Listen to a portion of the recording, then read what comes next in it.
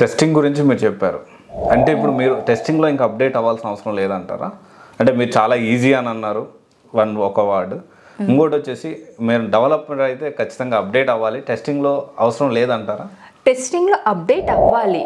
So ఎప్పుడు ఒకటే product సేమ్గా ఉండదు. మనకి ఇప్పుడు ఫోనే తీసుకున్నాం ఎగ్జాంపుల్. సో ఫోన్లో న్యూ ఫీచర్స్ యాడ్ చేస్తున్నాయి. సో ఆ ఫీచర్స్ ప్రకారం మనం ఆ ఫీచర్స్ని ఎలా యూజ్ చేయాలనేది అప్డేట్ అవుతుంటాం.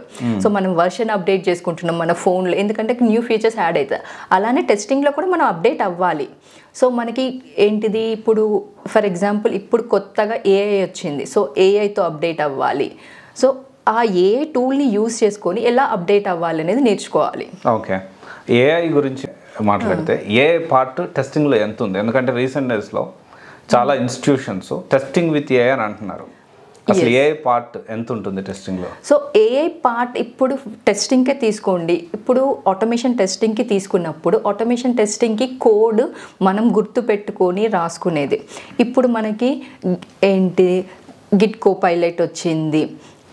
గిట్ కోపైలట్తో మనం ఏం చేస్తున్నామంటే అది కోడ్ ఆటోమేటికల్గా రాస్తుంది. సో అది సజెషన్స్ ఇస్తుంది. ఆ సజెషన్స్ నీకు వర్త్ఫుల్లా కాదా అనేది ఒక చెక్ చేసుకొని, అది నీకు వర్త్ఫుల్ అయితే ఆ కోడ్ని నువ్వు కాపీ చేసేసుకొని నీ ప్రకారం నీ చేంజెస్ చేసేసుకొని రాసేసుకోవచ్చు. అంటే కోడింగ్ అనేది ఫస్ట్ నుంచి రాయాల్సిన అవసరం లేదు, స్క్రాచ్ నుంచి రాయాల్సిన అవసరం లేదు.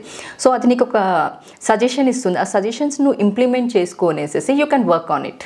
ఓకే, సో అంటే ఇప్పుడు కోడింగ్ పార్ట్ ఎంత ఉందంటారు? ఇప్పుడు కోడింగ్ పార్ట్ చెప్పాలంటే చాలా తక్కువ ఉంది. సో మనకి ఏఐ వచ్చిన తర్వాత కూడా కోడింగ్ పార్ట్ చాలా తక్కువైపోయింది. అంటే వీ కెన్ 10% కంటే తక్కువ, 10% అని చెప్పండి, 20 to 25% అయితే ఉంది కోడింగ్. ఓకే. సో ఆ 25% కూడా నీకు ఎలా అంటే సజెషన్స్ ఇస్తుంది. సో సజెషన్స్ నీకు కరెక్టా లేదా అనేది చూసుకోవాలి. సో ఇప్పుడు నీ రిక్వైర్మెంట్ ప్రకారం అది ఇచ్చిందా లేదా అనేది ఫస్ట్ ఒక కండిషన్ ఉంటుంది. సో నీ రిక్వైర్మెంట్ ఏంటిది, ఆ కండిషన్ ఫస్ట్ నువ్వు అది సాటిస్ఫై చేస్తుందా లేదా అని చెక్ చేసుకోవాలి. ఆ రిక్వైర్మెంట్ని సాటిస్ఫై చేస్తున్నప్పుడు దాన్ని నీకు ఎలా ఇంప్లిమెంట్ చేసుకోవాలి అనేది నువ్వు నేర్చుకోవాలి. అయితే ఇప్పుడు టెస్టింగ్ విషయం చూసుకుంటే చాలామంది టెస్టింగ్ జనరల్గా 365 days కాల్స్ ఉంటాయి. ఇది నిజమా కాదా?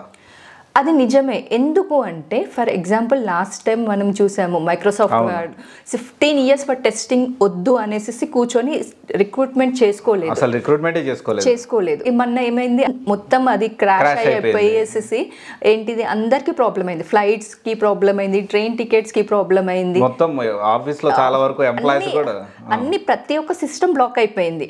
ఏదైతే మైక్రోసాఫ్ట్ 90% కంపెనీస్ ఏంటిది అందరూ మైక్రోసాఫ్టే యూజ్ చేస్తున్నారు. ఈవెన్ మన ఫోన్స్లో కూడా మైక్రోసాఫ్ట్ ప్రోడక్ట్స్నే యూజ్ చేస్తున్నారు. సో అది బ్లాక్ అయిపోయే వరకు తనే ఏం చేశాడు, తర్వాత టెస్టింగ్ అనేది చేయలేదు కాబట్టి మేము ప్రోడక్ట్ రిలీజ్ చేసే ముందు టెస్టింగ్ అనేది జరగలేదు. సో ఈ ప్రాబ్లం అనేది క్రియేట్ అయింది. సో వాళ్ళు ఇప్పుడు ఏం చేస్తున్నారు, టెస్టింగ్ ఖచ్చితంగా కావాలని రిక్రూట్మెంట్ కూడా చేసుకుంటున్నారు.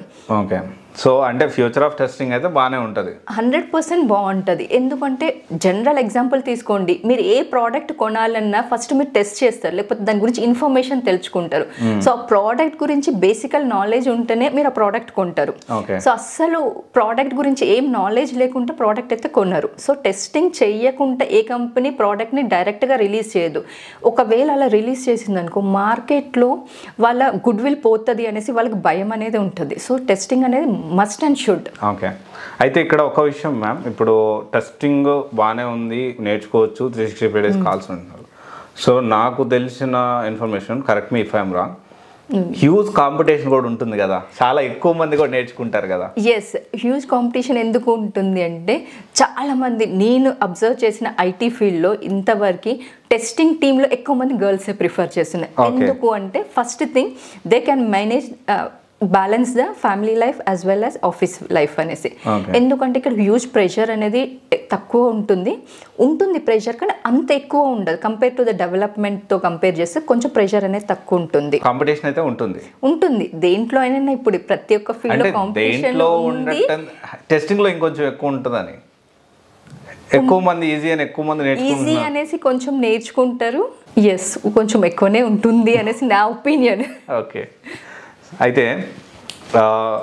ప్యాకేజెస్ ఎలా ఉంటాయి మ్యామ్ టెస్టింగ్లో? ఎందుకంటే ఇక్కడ 2 క్వశ్చన్స్ మ్యామ్. ఒకటి ప్యాకేజెస్, 2 టెస్టింగ్లో టూల్స్, ఆటోమేషన్ టూల్స్ ఇప్పుడు టాప్లో ఏమున్నాయి? సో టెస్టింగ్లో ప్యాకేజెస్ మెయిన్లీ టెస్టింగ్లో మనం వెళ్తే 3 టైప్స్ ఆఫ్ టెస్టింగ్స్ కింద వెళ్తాం.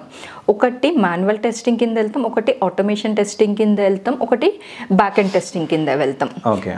సో ఇక్కడ మాన్యువల్ టెస్టింగ్కి కొంచెం స్కోప్ తక్కువ ఉందని చెప్తాను. ఎందుకంటే మాన్యువల్ ఎక్కువ ఎవరు ప్రిఫర్ చేయరు. సో ఆటోమేషన్కి వెళ్తే ప్యాకేజెస్ విషయంలో ఆటోమేషన్ స్కిల్స్ ఉన్న వాళ్ళకి ప్యాకేజెస్ మోర్ ఉంటాయి. ప్రీవియస్లో in 20s at that time packages less ఉండేది. బట్ నవ్వే డేస్ ఏంటిదంటే ప్యాకేజెస్ 54 దాకా కూడా ఉన్నాయి, 72 కూడా ఉంది ప్యాకేజెస్. లాస్ట్ టైం ఒక వీడియో రిలీజ్ చేశారు, ఏంటిది ఏదో company they have hired automation tester who having the AI skills వాళ్ళకి 70 ప్యాకేజెస్ ఇచ్చారు, 70 lakhs ప్యాకేజ్ ఇచ్చారు ఫ్రెషర్కి. So testing with AI 70 lakhs package అలా కూడా ఉన్నాయి మార్కెట్. టీసీఎస్ కంపెనీ ఏదైనా testing with some advance technology ఏదైనా ఉంటే అది ప్లస్ పాయింట్ అవుతుంది. సో ఓన్లీ టెస్టింగ్కి చూసుకుంటే మనం ఇక్కడ అరౌండ్ 35 to 40 lakhs వరకు కూడా ఉంది.